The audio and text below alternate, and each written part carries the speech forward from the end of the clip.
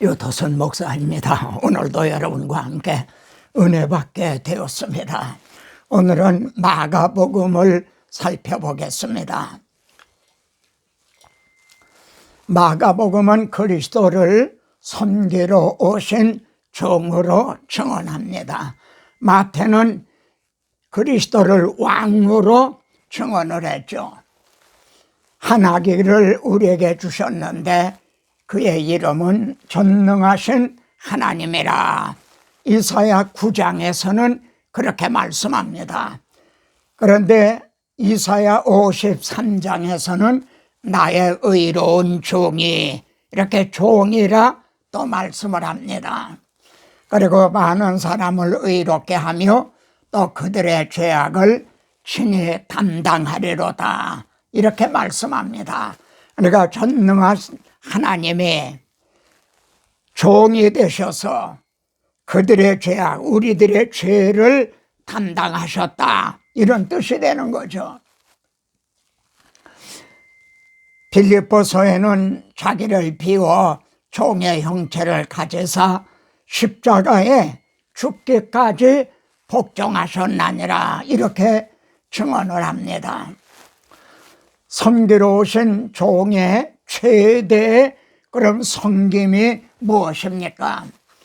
마가복음도요, 두 주제, 그 기록 목적은 이제 동일합니다. 뭐였죠? 두 주제가요.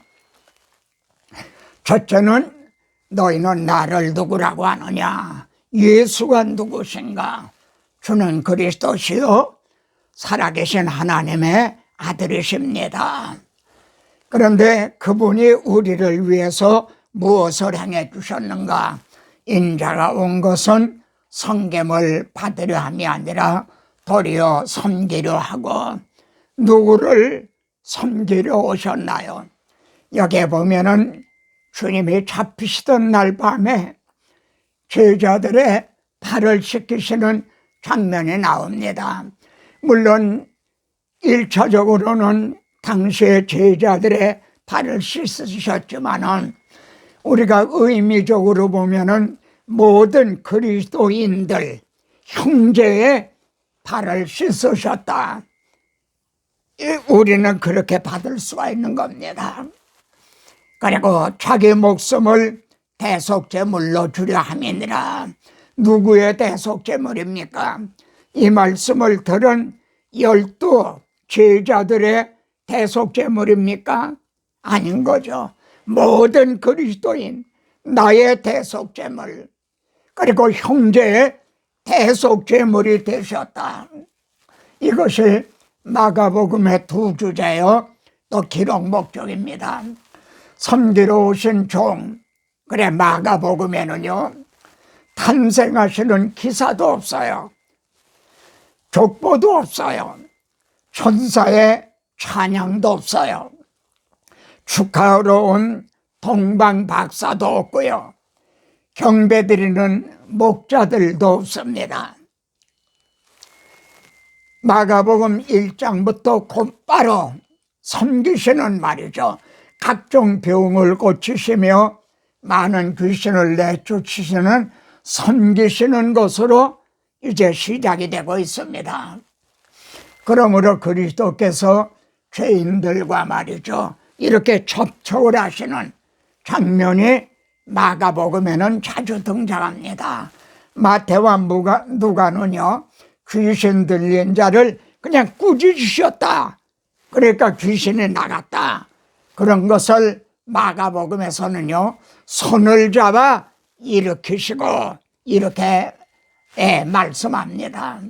그리고 마태와 누가는요 어린아이들에게 그냥 안수하셨다, 이렇게 증언하고 있는데 마가복음에서는요 두 번이나 어린아이들을 안으시고 그리고 안수하고 축복하시니라, 이렇게 말씀을 합니다.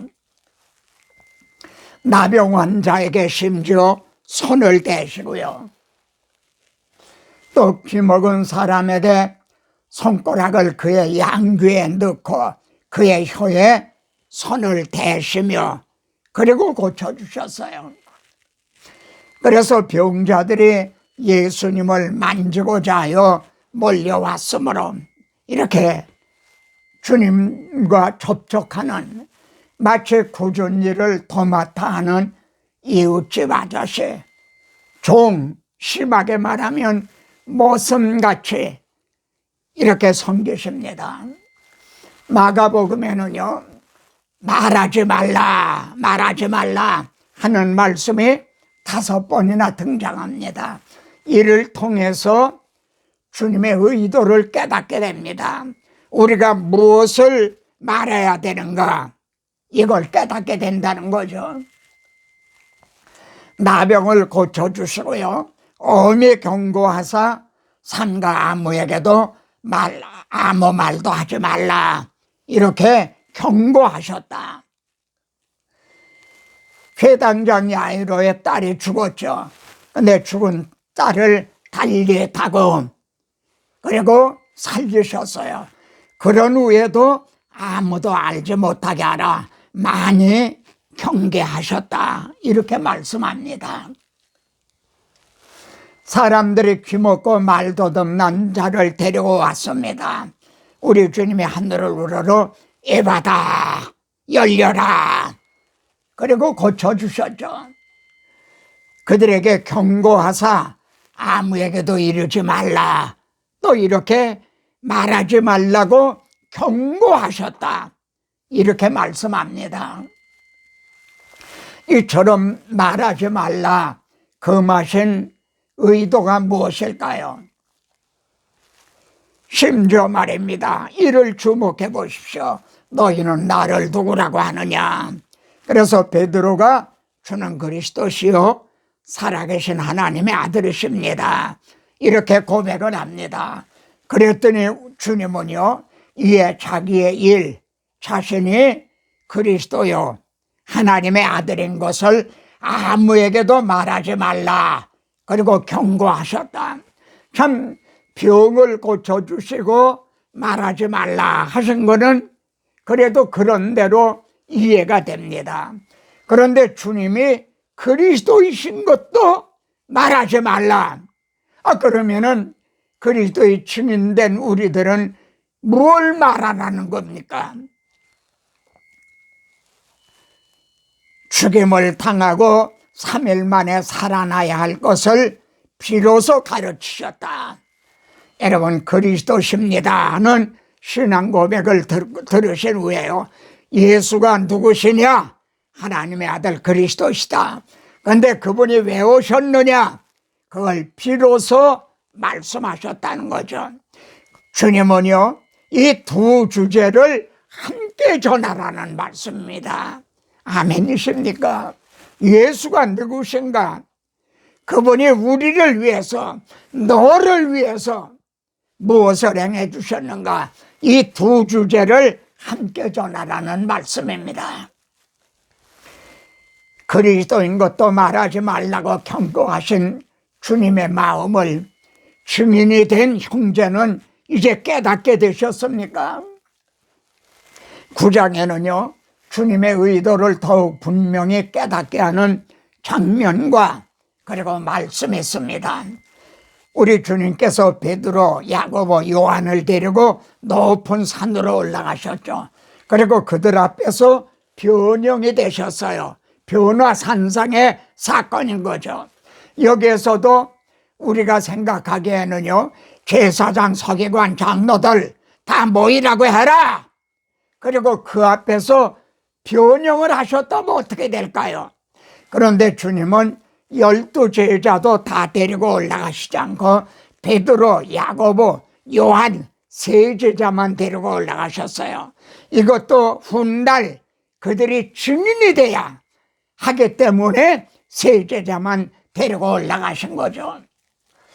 그런데 그때 모세와 엘리야가 나타난 거예요. 모세와 엘리야는 율법과 선지자, 즉 구약을 대표하는 자들입니다. 그래서 주님과 뭘 말씀했나요?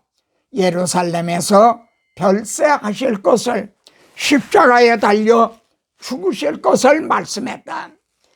여러분, 여기서 깨닫게 되는 것도 모세 율법과 엘리야 선지자들의 중심 주제도 우리 주님이 대속죄물이 되셔야 된다는 거, 그걸 깨닫게 되는 거죠. 그런데 주님은요, 그 위에 산에서 내려오시면서 경고하시되 내가 죽은 자 가운데서 살아날 때까지는 너의 본 것을 말하지 말라, 이렇게 또 경고하셨어요. 그러면은 우리 주님이 십자가 지시고 죽으셨다가 부활하실 후에는, 그때는 우리가 뭘 말해야 됩니까? 예수가 누구신가? 그분이 우리를 위해서 뭘 해주셨는가? 이 두 주제를 함께 전하라는 말씀입니다. 복음서의 두 주제를 함께 전해주라는 말씀입니다. 여러분, 두 주제를 이렇게 분리하면요, 복음이 사라집니다. 그런데 오늘날은 어떻게 하고 있는가를 한번 돌아보십시오. 바울은요, 우리는 십자가에 못 박힌 그리스도를 전하니, 바울은 십자가에 못 박힌 그리스도를 전했어요. 오병이어를 먹여주셨 그리스도가 신약 성경의 서신서에는 한 번도 나타나지 않아요. 십자가에 못 박힌 그리스도를 전했어요. 그래서요, 유대인에게는 꺼리끼는 것이요, 자기네들이 죽인 이제 예수가 하나님의 아들 그리스도시다 이렇게 증언하니까 그들에게는 꺼리끼는 거죠. 그리고 이방인들에게는 미련한 거, 저들은 참 미련한 자들이다. 오늘날도 십자가의 도가 멸망하는 자들에게는 미련한 것이죠. 여기 2장에서도요, 내가 너희 중에서 예수 그리스도와 예수가 그리스도 하나님의 아들이시다, 그리고 우리 죄를 위하여 십자가에 못 박히셨 대속죄물이 되셨다, 이 외에는 아무것도 알지 아니하기로 작정하였습니다.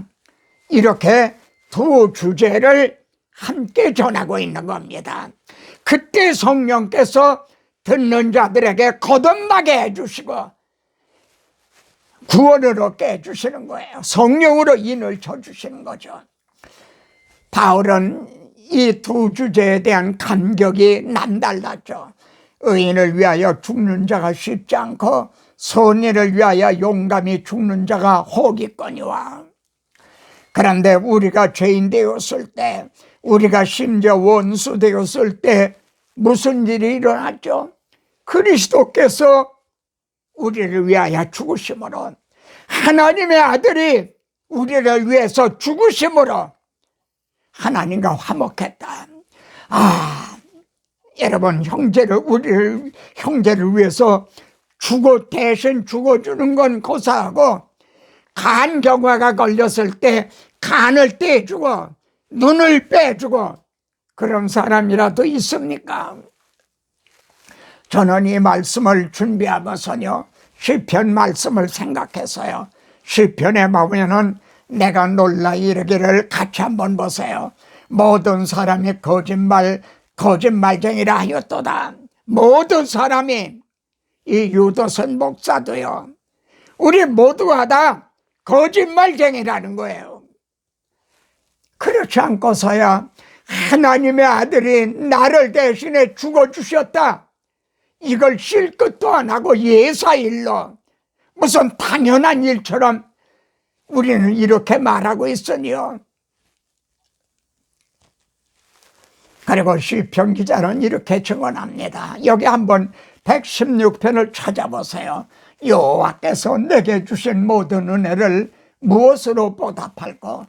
내가 구원의 잔을 들고 여호와의 이름을 부르며 구원의 잔을 들고. 어떤 말씀이 생각납니까? 주님은 우리를 위해서 진노의 잔을, 이 잔을 내게서 물러가게 하시옵소서, 그 진노의 잔을 받으심으로 우리가 구원의 잔을 들고 여호와의 이름을 부르면, 이것이 형제의 또한 고백입니까? 주님은 이사야 29장을 인용하셨어요. 이 백성이 입술로는 나를 공경하되 입으로는 주여 주여 하나님 믿는다고 하면서 마음은 내게서 멀도다. 구약교회 성도들이 그랬다는 거죠. 오늘날 신약시대의 성도들은 어떤가? 우리 자신을 돌아보게 합니다. 한 여자가요, 예수님 발 아래 엎드려서 딸에게서 귀신을 쫓아내 주시를 간구했어요. 그 여자는 수로복의 헬라인 이방 여자였습니다. 이렇게 주님 발 아래 앞에 간구하니까 예수님은요, 자녀의 떡을 취하여 개들에게 던짐이 마땅치 아니하니라. 지금 너는 개다. 그렇게 말씀하신 셈이죠. 정말 이건 우리 주님에게 어울리지 않는, 이해할 수 없는 말씀을 하셨어요. 이렇게 말씀하신 주님의 의도가 뭔가요?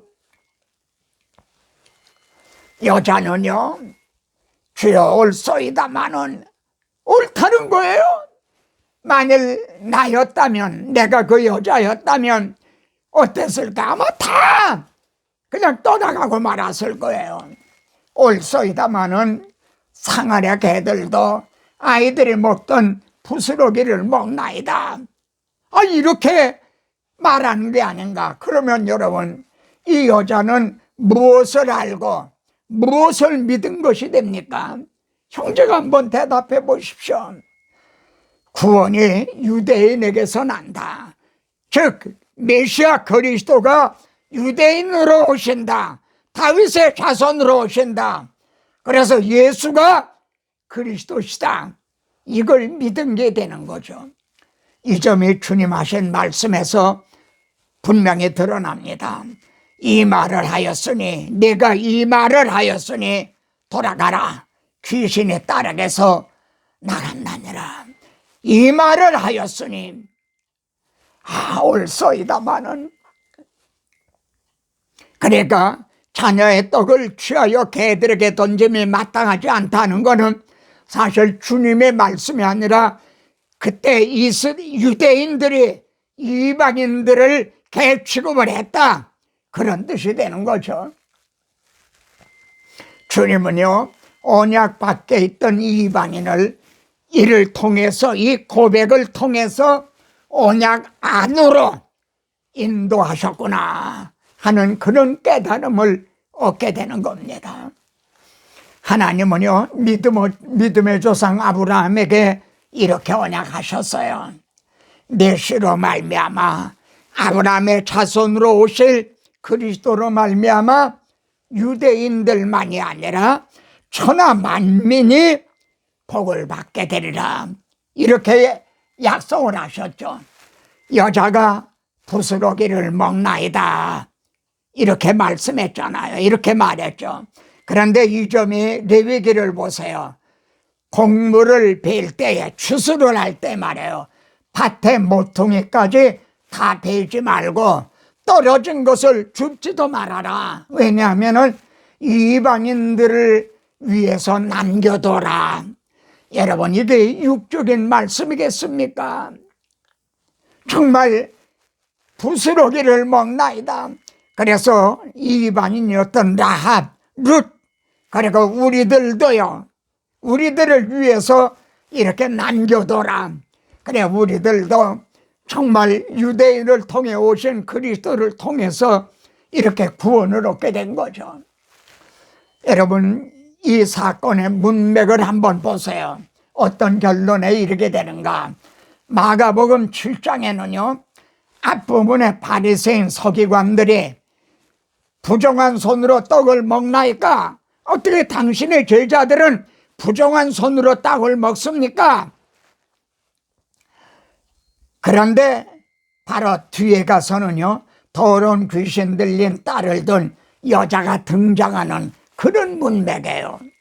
그러면은 어떤 결론에 이르게 됐습니까? 가장 경건하고 거룩한 자로 자부하던 바리새인들과 서기관들은 어떻게 됐죠? 언약 밖에 개들이 됐죠. 그리고 그들에게 개 취급을 받던 이방 여인이 하나님의 자녀가 되었다는 이런 결론에 도달하게 된 거죠. 우리 주님은 가야바 뜰에서 말해요. 신문 받을 때 털 깎는 자 앞에 잠잠한 양같이 침묵하셨어요.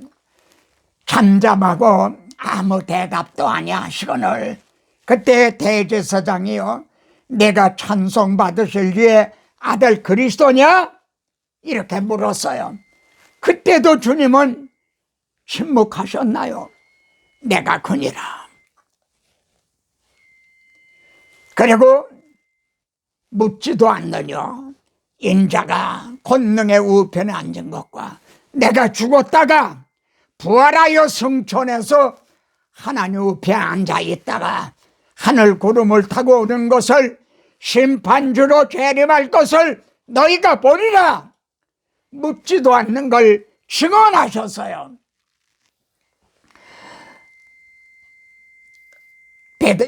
빌라도가 내가 유대인의 왕이냐 그러니까 주님 침묵하셨나요?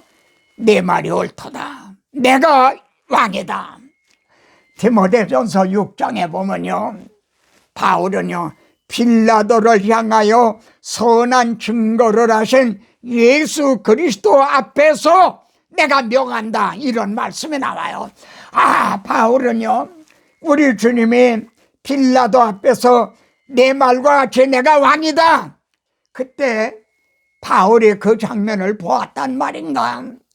어떻든 바울은요 나도 숭배를 당할 그때는 이렇게 담대하게 증언하리라. 그리스도가 왕이요, 이제 우리의 대속 제물이 되신 그리스도시다. 나는 이거를 숨겨 당하는 그 장면에서도 증언하리라.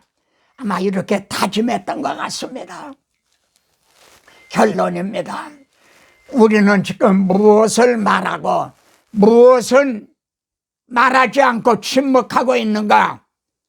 이 마가복음을 통해서 이걸 돌아보게 됩니다. 마가복음은요 하나님의 아들 예수 그리스도의 복음의 시작이라 이렇게 시작이 됩니다. 그리고 마지막은요, 너희는 온 천하에 다니며 만민에게 복음을 전파하라. 말하지 말라 하셨던 주님은 만민에게 복음을 전파하라 잊지 않으셨겠죠. 두 주제를 함께 전해주라는 말씀입니다. 뭘 전하죠? 우리 죄를 위한 대속제물이 되주셨다. 하나님의 아들 그리스도가요 죄로 말미암아 막혔던 휘장을 열어 찢어주심으로 우리들에게 하나님 앞으로 돌아갈 수 있는 구원의 문을 열어주셨다. 주님이 죽으신 걸 끝이 아니라 부활하셔서 초절매가 되심으로 모든 잠자는 자들의 부활의 문을 열어주셨다. 그리고 지금 하나님 우편에 앉아 계시다가 심판주로 재림하신다.